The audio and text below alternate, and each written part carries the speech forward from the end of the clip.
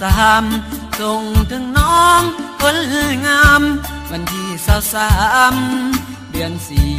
4ข้อศอก96ยามฝนตกฝากไปสนีหับแล้วบ่น้องคนดีส่วนไอ้นี้ยังคอย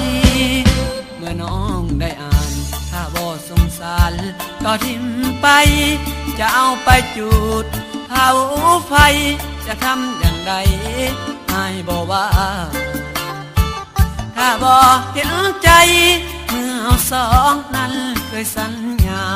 อยู่กระท่อมปลายนาเอาสัญญาว่า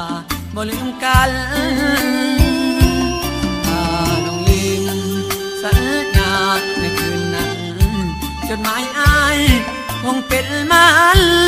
คงบ่มีความหมายเสียแห่งไอ้เขียนด้วยความภาคเพียรและจริงใจถ้าน้องลืมง่าย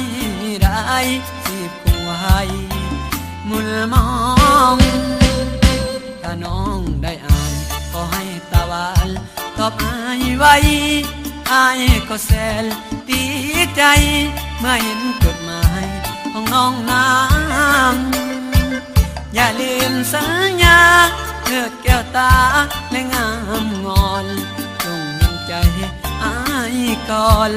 แม่งามงอนอ้ายคอยจดหมาย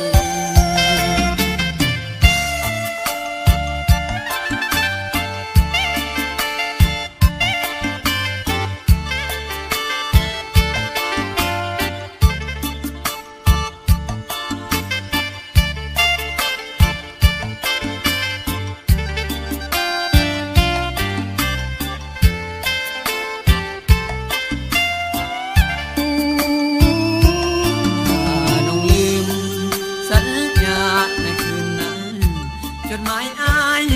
คงเป็นมัน